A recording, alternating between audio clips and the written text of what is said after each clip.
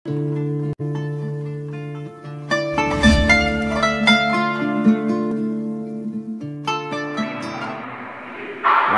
muslimin, jamaah Jumat yang dimuliakan Allah Subhanahu wa taala. Hari ini kita berada di dalam salah satu bulan yang mulia di sisi Allah. Bulan yang di dalamnya banyak sekali tercatat sejarah penting. Namun dari semua sejarah itu ada dua peristiwa besar yang akan khatib sampaikan dalam pertemuan hari ini. Peristiwa besar ini menjadi catatan sejarah yang tidak akan pernah kita lupakan. Bahkan anak cucu kita, sejarah ini akan terus menjadi cerita. Mudah-mudahan Allah Subhanahu wa taala senantiasa memberikan hidayah dan petunjuk kepada kita semuanya. Dengan mengingat peristiwa penting ini, Allah berikan hidayah petunjuk kepada kita, sehingga kita bisa senantiasa mempersiapkan diri untuk mendekatkan diri kita kepada Allah Subhanahu wa taala. Dan mudah-mudahan ketika kita kembali kepada Allah, bisa kembali dalam keadaan husnul khatimah. Amin ya rabbal alamin. Jamaah Jumat yang dimuliakan Allah Subhanahu wa taala, peristiwa besar yang pertama, dijadikannya bulan ini menjadi awal bulan dalam tahun Islam. Bulan ini disebut dengan bulan Muharram. 1443 Hijriah. 1443 tahun yang lalu Rasulullah SAW kembali menghadap Allah Subhanahu wa taala. Kita sama-sama tahu bahwasanya di saat Rasulullah SAW dilahirkan ke dunia ini, Islam belum punya tahun.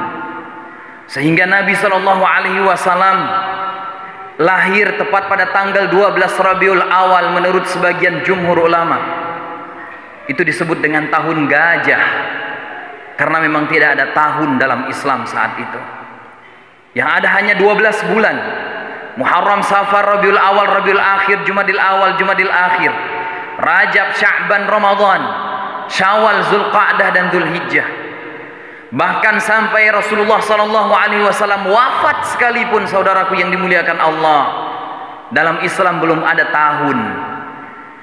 Kekhalifahan diambil alih oleh Sayyidina Abu Bakar radhiyallahu an. Kurang lebih 2 tahun beliau menjadi khalifah. Abu Bakar radhiyallahu an menyusul Rasulullah SAW. Tahun dalam Islam juga belum ada.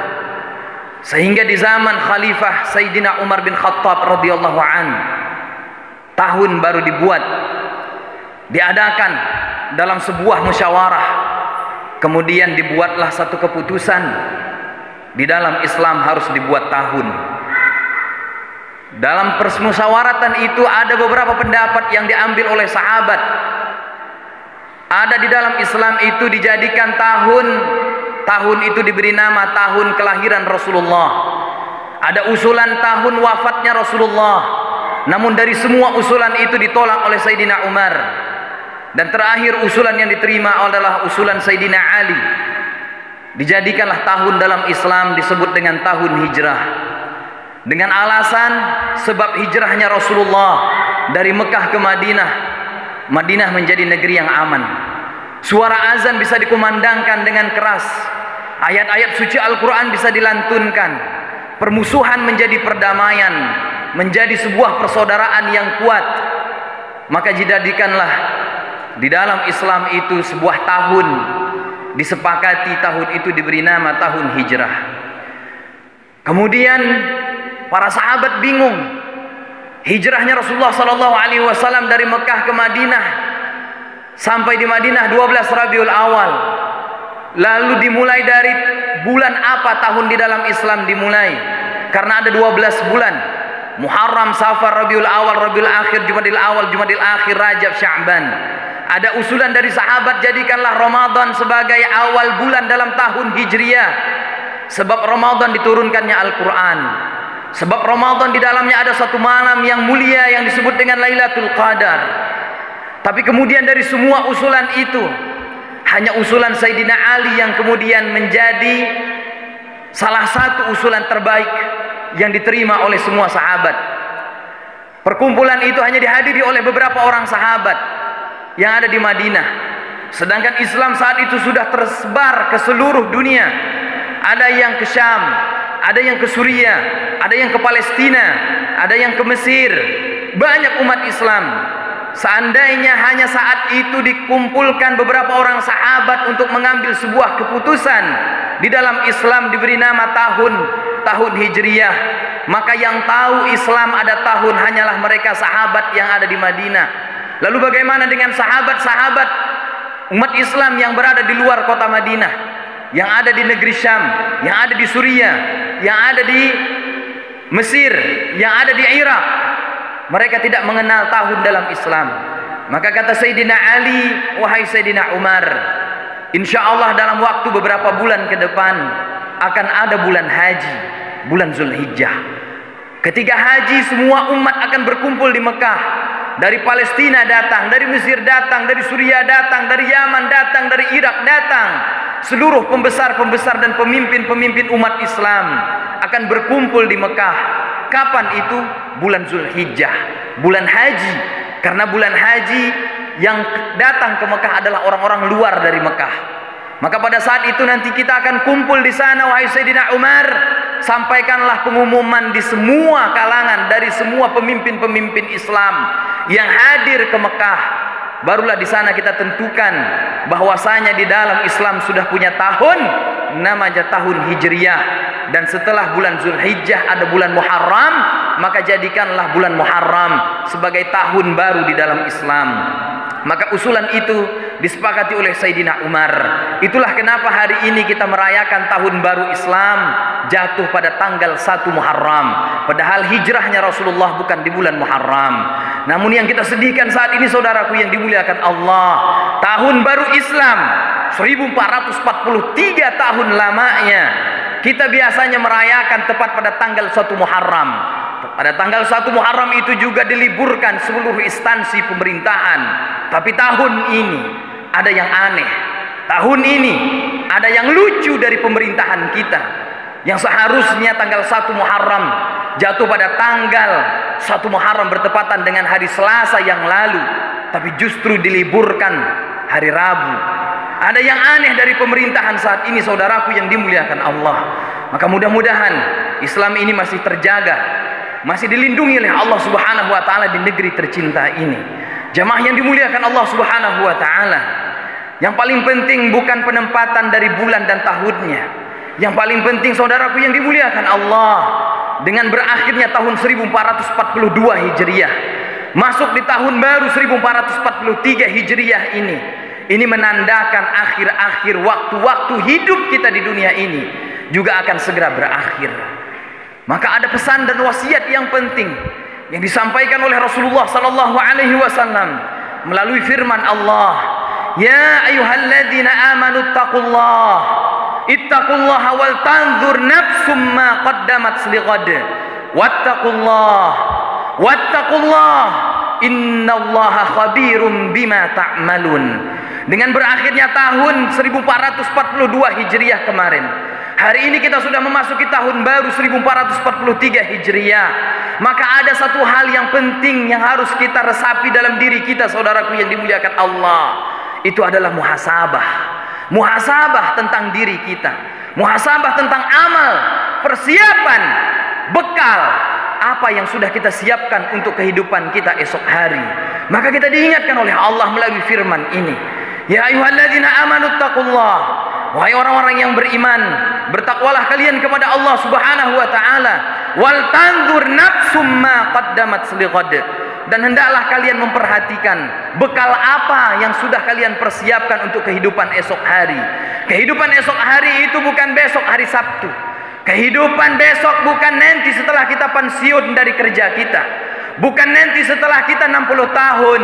Bukan nanti untuk masa tua kita. Tapi kehidupan esok hari di dalam ayat ini adalah kehidupan kita nanti dari akhirat kelak. Inilah ayat yang dibacakan oleh Rasulullah, yang membuat menangis menetes air matanya Sayyidina Abu Bakar radhiyallahu an. Abu Bakar radhiyallahu an mendatangi Rasulullah sallallahu alaihi wasallam.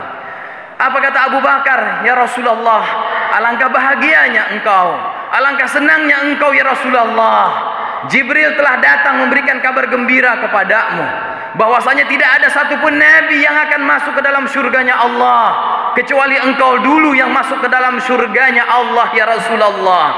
Lalu aku ingin bertanya kepadamu hari ini ya Rasulullah tentang nasibku nanti di hari kiamat, tentang kehidupanku nanti setelah aku mati, tentang nasibku nanti yaumul hisab, yaumul mizan, yaumul mahsyar. Bagaimana nasibku nanti di hari kiamat ya Rasulullah? Tetesan air mata Abu Bakar bertanya tentang pertanyaan bagaimana nasibnya nanti di hari kiamat kepada Rasulullah sallallahu alaihi wasallam. Apa kata Nabi? Rasulullah menjawab, "Ya Abu Bakar, wahai Abu Bakar radhiyallahu an, tidak ada satupun manusia yang bakal menyusulku masuk ke dalam surganya Allah. Setelah nanti aku masuk ke dalam surganya Allah, wahai Abu Bakar, tidak ada satupun manusia yang masuk ke dalam surga sebelum engkau yang pertama yang menyusulku masuk ke dalam surga." Allahu Akbar.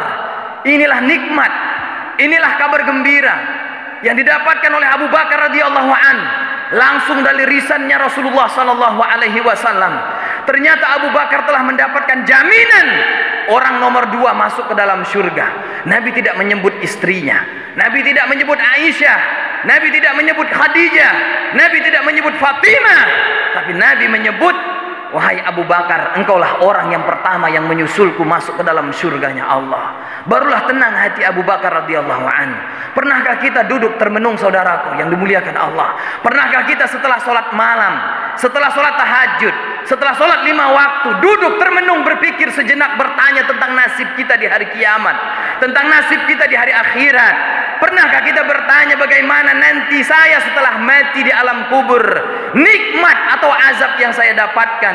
Apakah ada doa-doa dari anak-anak saya? Apakah ada doa dari keluarga saya di saat saya sudah kembali menghadap Allah? Yang kita pikirkan selama ini adalah besok gajian cair atau tidak, besok pekerjaan apa, besok bisa nambah kekayaan atau tidak, besok SK saya keluar atau tidak, besok jabatan saya naik atau tidak, besok pangkat saya bertingkat naik atau tidak. Yang kita tanyakan selalu tentang keduniaan. Jarang kita duduk termenung saudaraku yang dimuliakan Allah, bertanya tentang nasib kita nanti di hari kiamat. Maka alangkah baiknya sejenak kita merenungkan ungkapan Abu Bakar radhiyallahu an yang sudah mendapatkan jaminan surga dari Rasulullah sallallahu alaihi wasallam. Apa kata Abu Bakar radhiyallahu an? Setiap manusia yang hidup di dunia ini akan melewati 5 kegelapan. Akan melewati 5 kegelapan. Kegelapan yang tidak ada lampu untuk meneranginya kecuali takwa kepada Allah Subhanahu wa taala. Kegelapan yang tidak mungkin ada satupun di antara kita berani berjalan di tengah gelapnya malam kalau kemudian kendaraan kita tidak ada lampu yang meneranginya. Gak ada yang berani satupun bawa mobil berangkat ke Medan kalau tidak ada lampu yang menerangi kendaraannya. Maka jemaah yang dimuliakan Allah, kata Sayyidina Abu Bakar radhiyallahu an, ada 5 kegelapan yang akan kita lalui di dunia ini, yang masing-masing kegelapan itu akan diterangi dengan sebuah lampu, yang apabila lampu itu tidak kita dapatkan maka kita akan berjalan dalam kegelapan. Jika kita berjalan dalam kegelapan, bisa jadi kegelapan itu yang membawa kita kepada kecelakaan. Kegelapan yang pertama, kata Abu Bakar radhiyallahu an, itu adalah hubbud dunya wattaba'a hawa, cinta kepada dunia dan mengikuti hawa nafsu. Karena cinta terhadap dunia hari ini orang baik bisa jadi bejat. Karena cinta terhadap dunia hari ini pejabat bisa korupsi. Hari ini karena cinta terhadap dunia mengikuti hawa nafsu, berapa banyak suami menceraikan istrinya.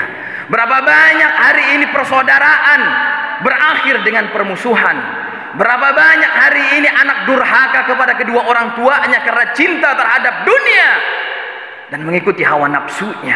Berapa banyak orang-orang kaya hari ini tersesat karena pinjaman riba, usaha yang dibangun karena riba, karena cinta terhadap dunia.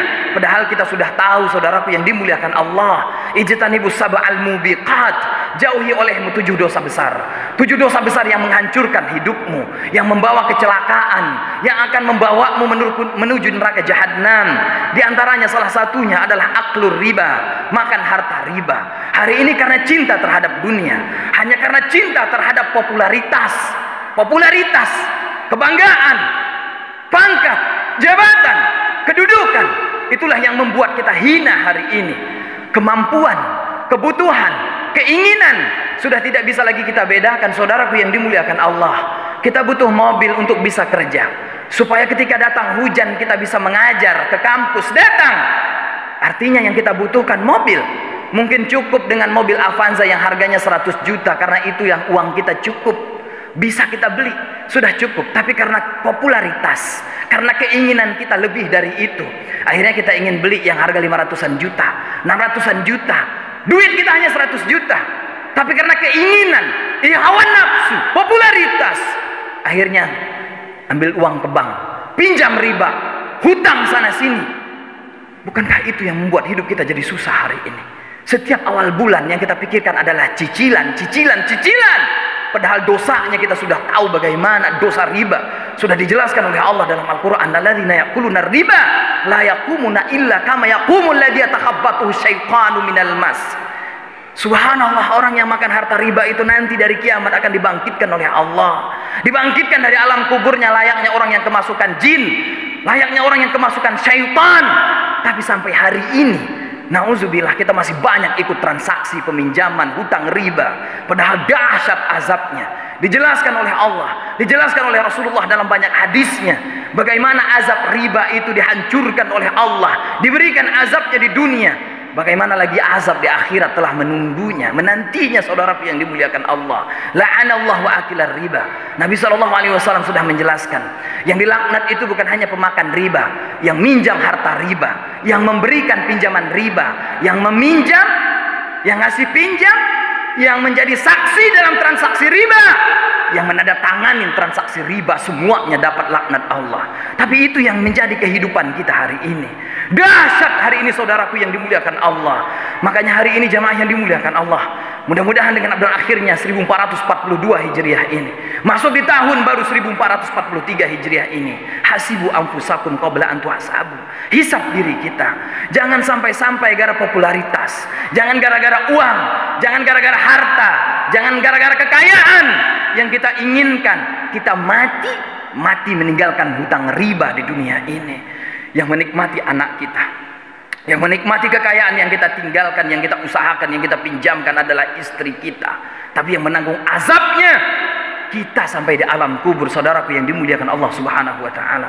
Maka mudah-mudahan cinta dunia ini yang mengikuti hawa nafsunya, maka Abu Bakar radhiyallahu anhu memberitahu kepada kita, lampu yang meneranginya adalah takwa kepada Allah Subhanahu wa ta'ala. Maka kata Sayyidina Ali, at-taqwa al-khawfu minal jalil wal amalu bit tanzil wal ridha bil qalil wal isti'dad liyaumir rahil. Bertambah rasa takutnya kepada Allah Subhanahu wa ta'ala. Musibah yang menimpa negeri tercinta ini, saudaraku yang dimuliakan Allah, nggak pernah berhenti. Tsunami Aceh, 200.000 manusia wafat dalam waktu yang sekejap, seketika mati manusia. Gempa Jogja, gempa Palu, terakhir musibah yang sampai hari ini tidak pernah selesai, 2 tahun terakhir, corona, covid dari Wuhan.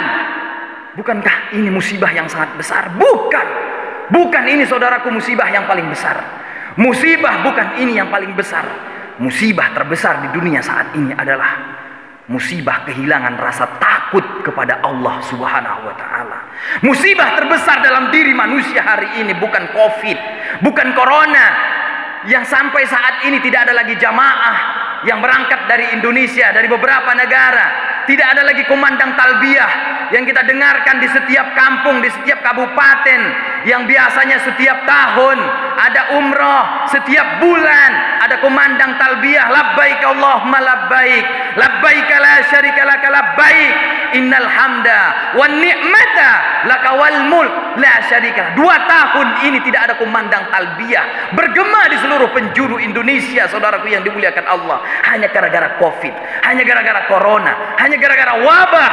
Tapi ini bukan musibah terbesar. Musibah terbesar yang ada dalam diri manusia hari ini adalah kehilangan rasa takut kepada Allah.